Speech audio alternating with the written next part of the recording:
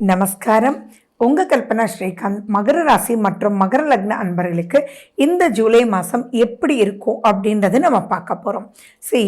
இந்த மாதம் பொதுவாகவே மகர ராசிக்காரங்க ஹார்டு ஒர்க்கருங்க. அதுக்குண்டான ரிசல்ட்ஸ் கிடைக்குதா அப்படின்றது தான் எப்பயுமே கேள்விக்குறி அப்படின்றத ஞாபகம் வச்சுக்கோங்க. மகரத்துக்கு 7ஆம் வீடு கடகம், 8ஆம் வீடு சிம்மம், ஏற்கனவே அது ஆல்வேஸ்.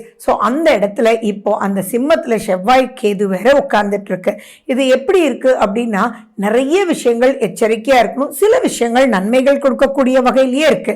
இந்த பதிவில் என்ன செய்யலாம், என்ன செய்யக்கூடாது, நீங்கள் எப்படி இருக்கணும் அப்படின்றதான் உங்களுக்கு தெளிவாக சொல்ல போகிறேன்.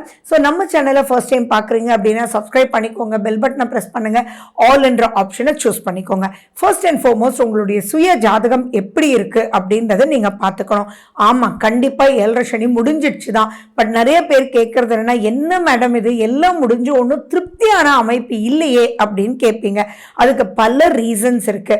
குரு பகவான் அப்படின்றவர் உங்களுடைய 12ஆம் வீட்டையும் 2ஆம் வீட்டையும் பார்க்கிறார். அப்ப எதுவாக இருந்தாலுமே பார்த்தீங்க அப்படின்னா குடும்பம் தானே ரொம்ப முக்கியம். அந்த குடும்பத்தை குரு பார்த்துடுறார். பட் ஸ்டில் அங்க ராகு இருக்குன்றது ஞாபகம் வச்சுக்கோங்க. உங்களுடைய எல்லா விஷயமே பார்த்தீங்கன்னா ஸ்டில், ஆனா, பட் அப்படின்ற மாதிரி தான் வார்த்தைகள் கொடுக்க வேண்டிய அமைப்புல இருக்கு. நீங்க சொல்றது நல்லதுக்கே சொன்னாலும், ஆனா நீங்க பேசுறது வெடுக்குன்னு பேசுற மாதிரியே உங்களுடைய ஃபேமிலி மெம்பர்ஸ் புரிஞ்சுக்குவாங்க. அப்ப அந்த இடத்துல உங்களுக்கு மதிப்பு மரியாதை அவ்வளவா கிடைக்காம இருக்கு. பொருளாதாரம் வருது, ஹார்ட் ஒர்க் பண்றீங்க, கரெக்டா பண்றீங்க, ஆனா நான் டைமுக்கு முடிச்சிட்டேன் பாத்தியா அப்படின்னு நீங்க சொல்றது என்னமோ இவன் தான் முடிச்ச மாதிரி அப்படின்னு ஆப்போசிட்டா இருக்கிறவங்க எடுத்துக்குவாங்க. எதுலையுமே ஏதோ ஒரு வார்த்தை பிரச்சனையை கூட்டிகிட்டே வந்துட்டு இருக்கீங்க. அதை மட்டும் நீங்க அவாய்ட் பண்ணிக்கணும் அப்படின்றதுதான் என்னுடைய தாழ்மையான கருத்து. அண்ட் நிறைய பேருக்கு பாத்தீங்கன்னா ஃபாரின் ஆப்பர்ச்சுனிட்டி சூப்பரா இப்ப கிடைக்கும். யாருக்கெல்லாம் விசா கிடைக்கணுமோ அவங்களுக்கெல்லாம் இப்ப விசா கிடைக்கும். நீங்க ஏதாவது அப்ளை பண்ணணும் செய்யணும் அப்படின்னா இப்போ ஃபாரின் சம்பந்தமான எந்த டீலிங்கோடையும் நீங்க பண்றது மேலும் ரொம்ப ரொம்ப சிறப்பாக கொடுக்கும். நிறைய பேருக்கு கம்ஃபர்ட்டா ஒரு டிராவல் போயிட்டு வருவாங்க. அந்த டிராவல் மூலியமா நிறைய பிளஸஸ் வரக்கூடிய அமைப்புகளும் நிறைய இருக்கு அப்படின்றத ஞாபகம் வச்சுக்கோங்க.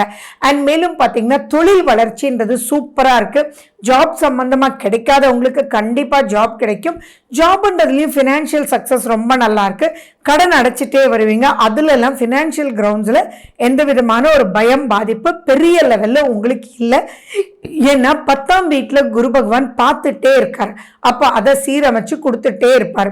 அதே மாதிரி குழந்தைகள் பிறக்கணும் அப்படின்னு நிறைய தவம் பண்ணிட்டே இருக்கிறவங்களுக்கு இந்த மாசம் குழந்தை உருவாகிறதுக்கு வாய்ப்புகள் இருக்கு.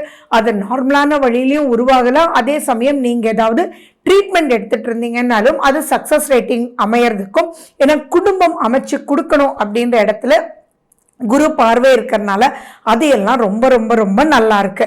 அண்ட் மேலும் பார்த்தீங்க அப்படின்னா சூரியன் வீட்டில் செவ்வாய் கேது இருக்கிறதுனால நீங்க எச்சரிக்கையா இருக்க வேண்டியது அப்படின்றது, நீங்க பார்ட்னர்ஷிப்போட ரொம்ப எச்சரிக்கையா இருக்கணும். அங்க வார்த்தைகளை விட்டுடக்கூடாது. No ego. எது எடுத்தாலும் தான்ற எண்ணம் உங்களுக்கு அறவே இருக்கக்கூடாதுன்றது மைண்ட்ல ஞாபகம் வச்சுக்கோங்க. நட்பு வட்டாரமே அப்புறம் பகையாயிடும். பார்ட்னரை நம்பிதான் எதுவும் செயல்படுறீங்க அப்படின்னு தொழில் நடத்துறவங்க எல்லாமே ரொம்ப ரொம்ப ரொம்ப ரொம்ப எச்சரிக்கையா இருக்கணும். கவர்மெண்ட் வழியில நீங்க என்னென்ன பில்ஸ் கட்டணுமோ கரெக்டா கட்டிடணும். நீங்க வண்டி டிரைவ் பண்ணிட்டு போகும்போது கூட டாக்குமெண்ட்ஸ் எல்லாம் கிளியரா இருக்கான்னு பார்த்துக்கோங்க. அவன் 10 வண்டியை விட்டுருவான், ஆனா உங்களை மட்டும் பார்த்து பிடிக்கிற மாதிரி அங்க மைனஸஸ் இருக்கு. செவ்வாய் கேது 8ல இருக்கிறதுன்றது ரொம்ப ரொம்ப எச்சரிக்கையா இருக்கணும். ஏன்னா சர்ப்ரைஸா நிறைய நெகட்டிவிட்டி வர்றதுக்கு வாய்ப்புகள் இருக்கு. ஆக்சிடென்ட்ஸ் ஆகிறதுக்கு வாய்ப்புகள் இருக்கு. மனசு ஏதோ சஞ்சலமாகவும் திடீர்னு சந்தோஷம், திடீர்னு அப்செட் அப்படின்னு தட்ஸ் கால் மூட் ஸ்விங்ஸ் அதிகமாக வரதுக்கு வாய்ப்புகள் இருக்கு. அப்போ நீங்க நிறைய மூட் ஸ்விங்ஸோட நீங்க டிரைவ் பண்ணும்போது எப்படி டிரைவ் பண்ணணும் நான் சொல்ல தேவையில்லை. தயவு செஞ்சு நீங்க எந்த வண்டியில போனாலும் சரி கொஞ்சம் அரளிப்பூ வச்சுக்கோங்க, எலுமிச்சை பழம் வச்சுக்கோங்க, வேப்பிலை வச்சுக்கோங்க. இதெல்லாம் உங்களுடைய ஆக்சிஜன் லெவலை அலர்ட்ன்ற ஒரு பொசிஷன்ல வச்சுக்கோம். அந்த மாதிரி பண்ணுங்க. அதே மாதிரி பூமி சம்பந்தமாக ஏதாவது வாங்கிறது விற்கிறது ரொம்ப எச்சரிக்கையாக இருங்க. தேவையில்லாத வில்லங்கமான இடத்த வாங்கிறதுக்கோ அல்லது புரியாத பூர்வீக சொத்துல பிரச்சனைகள் வர்றதுக்கோ வாய்ப்புகள் இருக்கு. அல்லது நீங்க விற்க போறீங்க, நல்ல விலைக்கு ஓகேன்ட்டான், ஆனா பாத்தீங்கன்னா இப்போ நீங்க எதிர்பார்க்கறத விட ஒரு அட்வான்ஸ் அமௌண்ட் கொடுக்குறான் அப்படின்னா அதை சாமான்யமா ரெஜிஸ்டர் பண்ணாம பிரச்சனைக்குள்ள மாற்றுறதுக்கு வாய்ப்புகள் இருக்கு. வம்பு வழக்கு கோர்ட்டு கேஸ் இதெல்லாம் வர்றதுக்கு உண்டான நிறைய வாய்ப்புகள் இருக்கு. அதே மாதிரி உங்களுடைய பழைய எதிரிகள் யாராக இருந்தாலும் ஜஸ்ட் லைக் தட் அவங்கள மறந்துருங்க. அவங்களுக்கு ஓகே இப்போ இந்த மாதிரி ஏதாவது பண்ணலாம் அப்படின்னு நினைச்சா அது தேவையில்லாத பிரச்சனையை உங்க மேலேயே இழுத்துட்டு வந்துடும் அப்படின்றது கேர்ஃபுல்லா இருக்கணும். ஆரோக்கியத்தில் பார்த்தீங்கன்னா நீங்க லிவர் சம்பந்தமா கேர்ஃபுல்லா இருக்கணும், கொலஸ்ட்ரால் சம்பந்தமா கேர்ஃபுல்லா இருக்கணும், ஹார்ட் சம்பந்தமா கேர்ஃபுல்லா இருக்கணும், பிளட் சம்பந்தமா கேர்ஃபுல்லா இருக்கணும். அதே மாதிரி இரும்பு சம்பந்தமா ஏதாவது அடிபடுறதுக்கு வாய்ப்புகள் இருக்கு. ரத்தம் சம்பந்தமா கேர்ஃபுல்லா இருக்கணும். கூர்மையான ஆப்ஜெக்ட் சம்பந்தமா கேர்ஃபுல்லா இருக்கணும். குழப்ப நிலையில எதுவுமே நீங்க பண்ணாதீங்க அப்படின்றத ஞாபகம் வச்சுக்கோங்க. எலக்ட்ரிக் சம்பந்தமாகவும் நீங்க கேர்ஃபுல்லா இருக்கணும். அண்ட் எந்த ஒரு வரி கட்டணும் அப்படின்னாலும் கண்டிப்பா இப்ப 10ஆம் தேதி தான் லாஸ்ட் டேட் அப்படின்னா 5ஆம் தேதியே லாஸ்ட் டேட் அப்படின்னு சொல்லி நீங்க கட்டிடுங்க. இதெல்லாம் நீங்க கேர்ஃபுல்லா இருந்தீங்கன்னா பல விஷயங்கள் நீங்க வந்து ஜெயிக்க முடியும். உங்களுடைய 4ஆம் வீடும் வந்து செவ்வாயினுடைய வீடு. அவர் போய் 8ல இருக்கிறதுனால வீட்டில் ரிப்பேர் வர்றதுக்கு அதிகமான வாய்ப்புகள் இருக்கு. அதனால செலவுகள், எதிர்பார்க்காத செலவுகள் வர்றதுக்கு வாய்ப்புகள் இருக்கு. பட் சில பொருளாதாரம் நல்லா இருக்கிறதுனால அதை பண்ணிடுவீங்க. ஆனா என்னடா இது அப்படின்ற மாதிரி இருக்கும். ஏன்னா எல்லாருமே நாங்க சொல்லியிருப்போம் 3ஆம் வீட்டில் சனி வர்றது அவ்வளவு யோகம்னு சொல்லிட்டு. ஆனா இந்த மாசம் அதனுடைய நிறைய இடர்பாடுகள் இருக்கு. அதே மாதிரி நீங்க ரொம்ப ரொம்ப ஜாக்கிரதையா ஆகஸ்ட் மாதம் நாங்க சொல்லக்கூடிய பதிவு நிச்சயமா நீங்க கேட்கணும். ஏன்னா அப்ப செவ்வாய் வந்து உங்களுக்கு கன்னிக்கு மூவ் ஆயிடுவாரு. ஸோ சொல்லக்கூடிய விஷயத்தை மட்டும் கேர்ஃபுல்லா இருக்கணும்.